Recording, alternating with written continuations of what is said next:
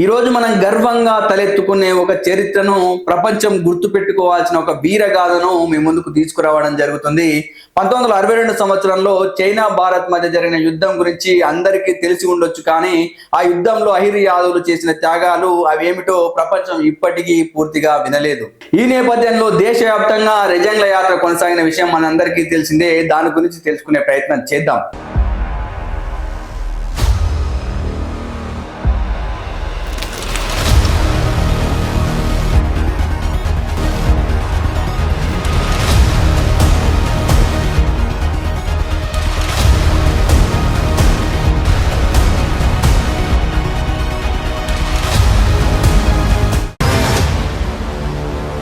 భారతదేశానికి స్వాతంత్రం వచ్చిన 15 సంవత్సరాల తర్వాత భారత్ చైనా మధ్య అన్నదమ్ముల బంధం ఏర్పడాలని చెప్పేసి ఒక సమావేశం జరిగి నిర్ణయానికి రావడం జరిగింది. కానీ అకస్మాత్తుగా అక్టోబర్ 20 తేదీన రాత్రి సమయంలో చైనా సైనికులు భారతదేశం మీదకి యుద్ధానికి రావడం జరిగింది.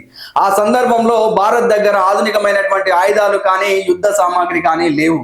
లడఖ్ ప్రాంతం నుంచి కొంత ప్రాంతాన్ని ఆక్రమణ చేసుకుంటూ 38,000 స్క్వేర్ మీటర్స్ ఆక్రమణ చేసిన తర్వాత 18 నవంబర్ రాత్రిన రెజాంగ్ల ప్రాంతానికి చైనా సైనికులు చేరుకోవడం జరిగింది. రెజాంగ్ల ప్రాంతంలో అప్పుడు ఉన్నటువంటి చార్లీ కంపెనీ కుమవన్ రెజిమెంట్ లో 120 మంది అహిర్ సైనికులు ఉండేవారు. వారంతా యాదవ సమాజానికి సంబంధించిన వారు. దానికి నేతృత్వం వహించిన వారు మేజర్ సైతాన్ సింగ్. అతను రాజస్థాన్ ప్రాంతానికి చెందినవాడు.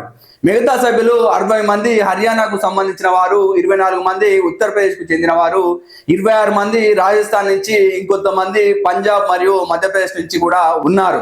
చైనా సైనికులు ఆక్రమణకు రావడాన్ని పసిగట్టిన భారత సైనికులు హెడ్ ఆఫీస్ కి ఒక ఇన్ఫర్మేషన్ ని పాస్ చేయడం జరిగింది. మాకు సపోర్టివ్ గా కొంత సైన్యాన్ని పంపండి అని వేడుకోవడం జరిగింది. చైనా భారత్ బాయ్ బాయ్ అన్న సందర్భంలో ఇలా జరగడాన్ని చూసి హెడ్ ఆఫీస్ కు సంబంధించిన వాళ్ళు నమ్మలేకపోయారు. మీరు వెంటనే అక్కడి నుంచి వచ్చేసేయండి, వాళ్ళకున్న బలం ముందు మనం ఓడిపోతామని చెప్పేసి హెడ్ ఆఫీస్ నుంచి ఒక మెసేజ్ కూడా పాస్ కావడం జరిగింది. కానీ అహిర్ సైనికులు వెనకడుగు వేయలేదు. మా ప్రాణాలైనా అర్పిస్తాం కానీ దేశం కోసం మేము వెనకడుగు వేయమని చెప్పి యుద్ధానికి సిద్ధమయ్యారు. ఎందుకంటే అక్కడ మన హవాయి ఎయిర్ఫీల్డ్ ఉండేది. యూరోపియన్లు వచ్చి ఆగే చుసుల్ సెక్టార్ 18,000 ఫీట్ల హైట్ లో ఉండేది. అక్కడ భయంకరమైనటువంటి -డిగ్రీల చలి ఉండేది. ఒకవేళ చైనా కనుక ఆక్రమిస్తే వాళ్ళ యూరోపియన్లు కూడా అక్కడ దిగే అవకాశం ఉంది. వాళ్ళ ఆక్రమణ చేసుకుంటే భారతదేశంలో సగం ప్రాంతం అంతా కూడా వాళ్ళ ఆధీనంలోకి వెళ్తుందని చెప్పి భారత సైనికులు దృఢంగా నిశ్చయించుకుని యుద్ధం చేయడం మొదలు పెట్టారు. ప్రాణాలైనా అర్పిద్దాం కానీ వెనకడుగు వేసేది లేదని సైనికులంతా దృఢ సంకల్పం తీసుకున్నారు. మా శివాలను దాటి వాళ్ళు వెళ్లాల్సిందే తప్ప మేము వెన్ను చూపి వెనకడుగు వేసేది లేదని ప్రతిజ్ఞ చేశారు. కానీ వారి దగ్గర బలమైన ఆయుధాలు లేవు. అయినప్పటికీ వారి దగ్గర ఉన్నటువంటి ఆయుధాలతో పోరాటం చేయడం మొదలు పెట్టారు. చైనా వారి దగ్గర ఉన్నటువంటి అత్యాధునిక ఆయుధాలతో వారు యుద్ధం చేయడం ప్రారంభించారు. మన దగ్గర ఉన్నటువంటి ఆయుధాలతో చైనా సైనికులని ఒక్కొక్కరిని చంపడం మొదలు పెట్టారు. కానీ అకస్మాత్తుగా వీరి దగ్గర ఉన్నటువంటి బుల్లెట్లన్నీ అయిపోవడంతో గన్నులకు ఉన్నటువంటి చాకుతో కూడా చంపడం మొదలు పెట్టారు. సింహం వచ్చి మేకల మీద పడ్డట్టుగా ఏది దొరికితే దానితోని రాళ్లతోని రప్పలతోని భారత సైనికులు చైనా సైనికుల మీద విరుచుకుపడడం జరిగింది. చేతులకు కాళ్లకు దెబ్బలు తగిలిన సహాయ సిబ్బందిగా ఉన్నటువంటి నర్సింగ్ ఏజెంట్లతోని కట్లు కట్టించుకుంటూ కూడా యుద్ధం చేయడం జరిగింది.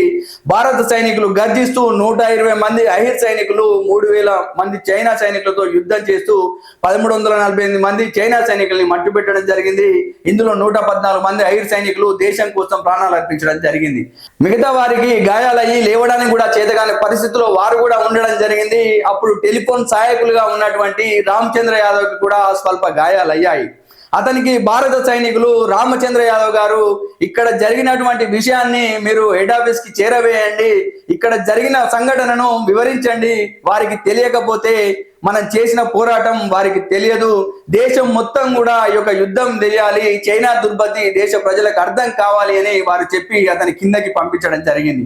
అతను వెళ్ళి అక్కడ జరిగినటువంటి యుద్ధ సంఘటనను వివరిస్తే 120 మంది సైనికులు మీరు 3,000 మంది చైనా సైనికులతో పోరాడారని వాళ్ళు నమ్మలేదు. మీరు యుద్ధం చేయలేక యుద్ధ క్షేత్రం నుంచి పారిపోయి వచ్చారని అతన్ని ప్రశ్నించడం జరిగింది. కానీ అక్కడ యుద్ధం జరుగుతూనే ఉంది. భారత సైనికులు చైనా వాళ్ళను చంపుతూనే ఉన్నారు. చైనా సైనికులు వాళ్ళలో మరణిస్తున్నటువంటి సైనికులను చూసుకొని భయభ్రాంతులకు గురి కావడం జరిగింది. ఇలాంటి యుద్ధాన్ని మేము ఎన్నడూ చూడలేదు. భారత సైనికులు చేసిన ఇంతటి వీరోచిత పోరాటం నిజంగా కూడా చాలా గొప్పదని చెప్పి వారి గన్నును ఉల్టా పెట్టి వాళ్ళ హెల్మెట్ ని కింద దించి చైనా సైనికులు లెటర్ రాసి అక్కడ పెట్టి వెళ్ళడం జరిగింది.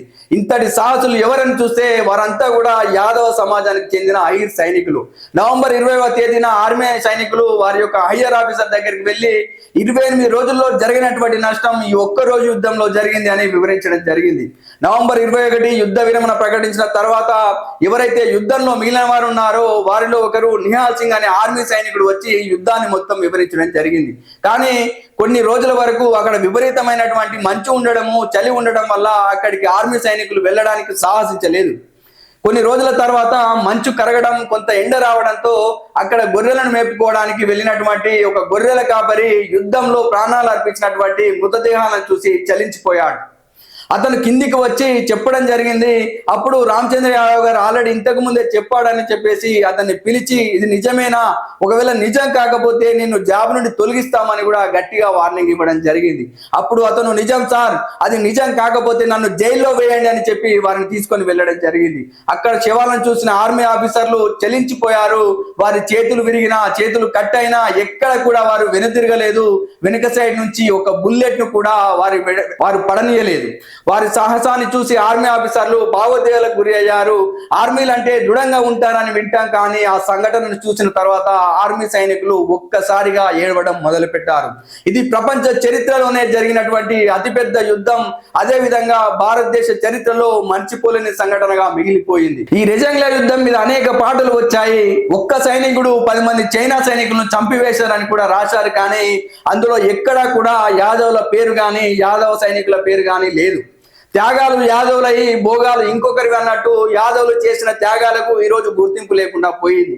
అన్ని జాతులకు రెజిమెంట్లు ఉన్నాయి, కానీ యాదవులకు మాత్రం ఐర్ రెజిమెంట్ ఏర్పాటు చేస్తామని హామీ ఇచ్చి ఇప్పటి వరకు కూడా ఐర్ రెజిమెంట్ ఏర్పాటు చేయలేదు. కాబట్టి ఈ యొక్క యాదవ వీరులను స్మరించుకుంటూ దేశవ్యాప్తంగా అన్ని రాష్ట్రాలు తిరుగుతూ ఈ వీరుల స్మారకార్థం రెజంగ్లా యాత్రని కొనసాగించడం జరిగింది. యాదవులు అంటే కేవలం యాదవుల కోసమే కాదు, యాదవులు అంటే భారతదేశ గర్వాన్ని కాపాడడం కోసమని యాత్ర చాటి చెప్పింది. యాత్ర ముగింపు కార్యక్రమం నవంబర్ 18న దేశ రాజధాని అయినటువంటి ఢిల్లీలోని జంతర్ మంతర్ వద్ద పెద్ద ఎత్తున భారీ బహిరంగ సభను నిర్వహించడం జరుగుతుంది. అక్కడి నుండి యాదవ సమాజానికి మరియు దేశ ప్రజలకు ఒక దిశానిర్దేశం ఇవ్వడం జరుగుతుంది. కాబట్టి ఇలాంటి మరెన్నో గొప్ప గొప్ప విషయాలతో మీ ముందుకు వచ్చే ప్రయత్నం చేస్తాను. కాబట్టి చూస్తూనే ఉండండి యాదవ్ విజన్ ఛానల్. మా యొక్క ఛానల్ ని లైక్ చేయండి, షేర్ చేయండి, సబ్స్క్రైబ్ చేయండి. ధన్యవాదాలు.